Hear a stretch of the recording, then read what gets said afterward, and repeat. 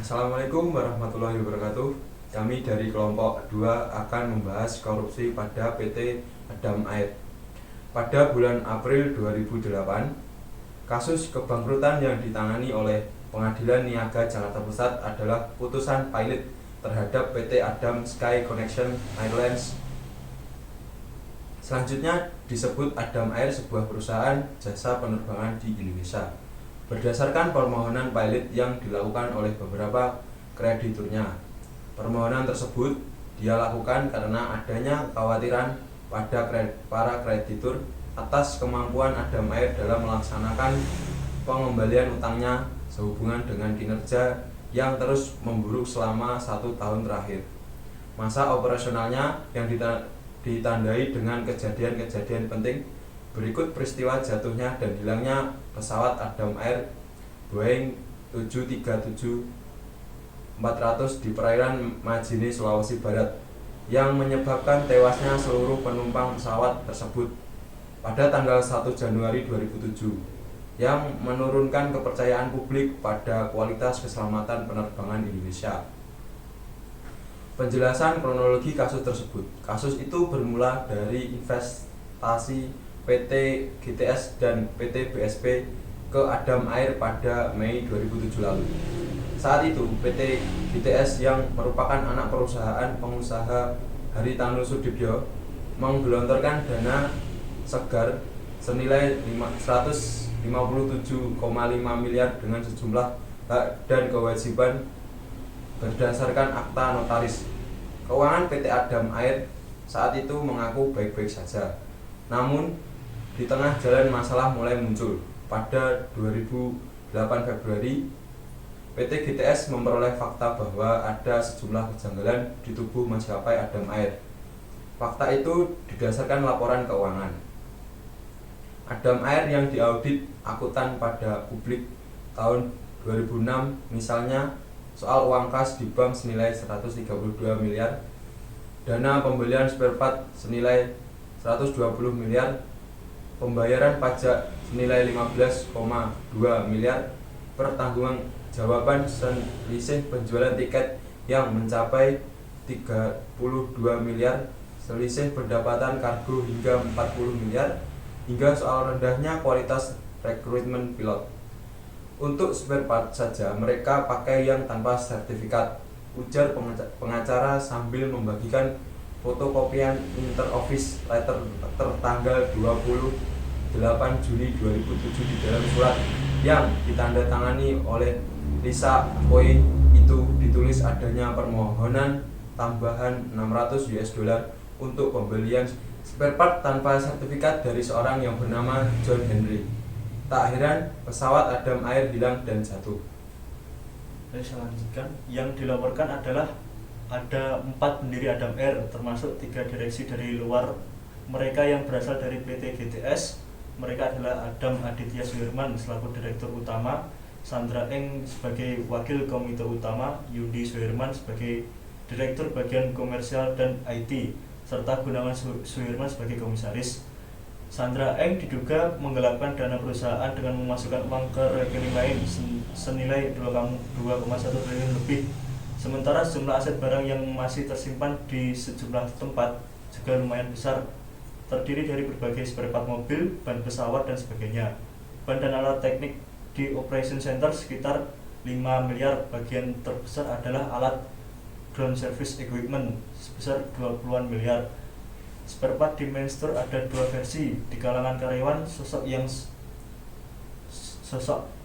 Sandra Eng disebut sangat otoriter. Penetapan tersangka bagi Sandra Eng dalam kasus PT Adam Air bermula dari laporan Wakil Presiden Direktur dan Presiden Direktur Keuangan Adam Air Gustiono Gustianto pada 26 Maret 2008 tentang penggelapan dana PT Adam Air.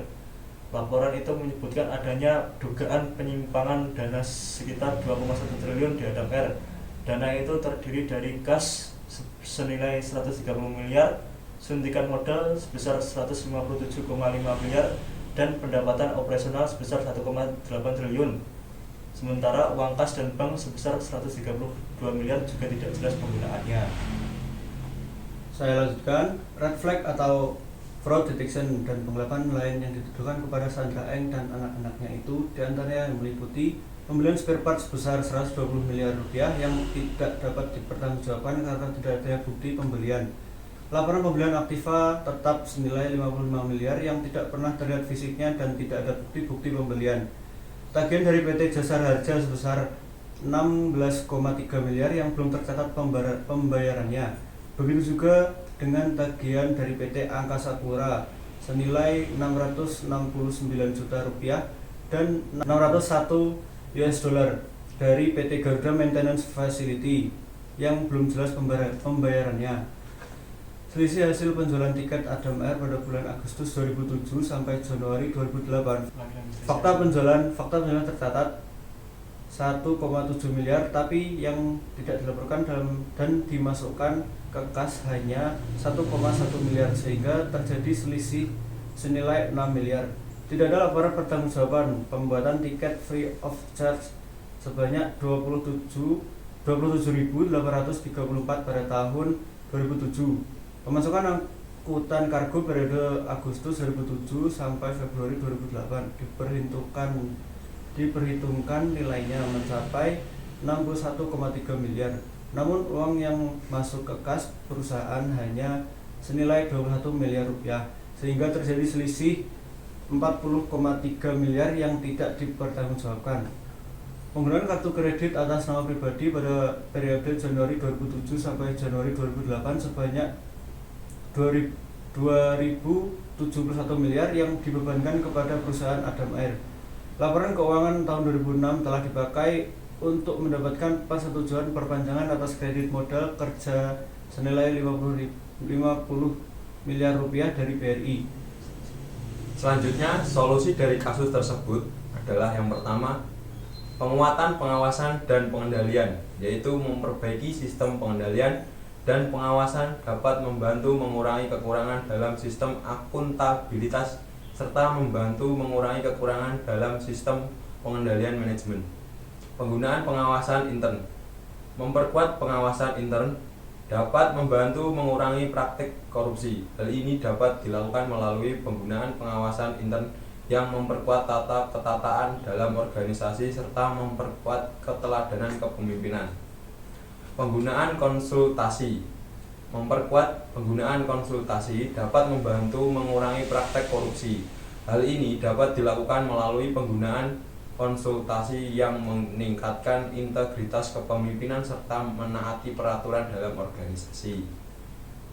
Solusi yang kedua, penguatan pencegahan tindakan praktik administrasi, yaitu melakukan penguatan upaya pencegahan ini dapat membantu mengantisipasi kerugian keuangan negara dan kerugian masyarakat.